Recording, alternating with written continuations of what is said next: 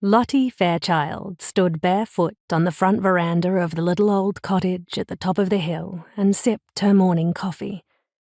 She loved this view, her hometown stretching from the top of the road down through the main street and along to where the old church sat, stoic and proud at the other end. The church had once been the hub of the small town in its church on Sunday era, until it suddenly wasn't, and the parish decided to sell it off. Now the tourists flocked to it for its cafe and restaurant like the parishioners had once done for sermons.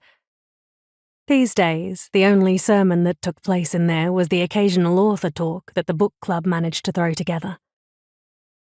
The cool morning air smelled like eucalyptus and wattle, and Lottie breathed in deeply. Soon it would start to heat up. The sound of traffic would replace the call of magpies and the odd kookaburra laughing, and the brief moment of serenity would be gone. The little cottage, with its fresh lick of paint and the newly weeded garden her grandmother had planted years before, looked like something from another time. It was old, built when the first pioneers settled Banalla around 1855, when small towns had started popping up all across the country almost overnight during the gold rush era. In the hallway was a framed photo of the house that had been taken in the late 1800s. It showed a horse and cart parked out front, and a family was posing on the front veranda. In the photo, the newly sawn timber hadn't yet been painted, and there was a rustic, almost primitive look to the little place.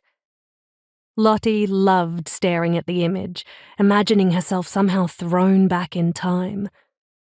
She loved history. Always had. She had a passion for anything old, which was why, when her mother decided to sell the family antique store, Lottie had left her government HR job in Sydney and returned home to save it.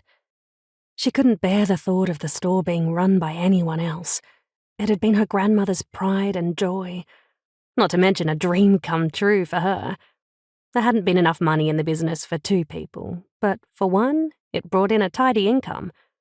Lottie had grand plans for growth over the next few years, going into larger furniture and more expensive collectibles. As she finished the last of her coffee, Lottie headed inside, the screen door giving the slightest of squeaks as it closed behind her.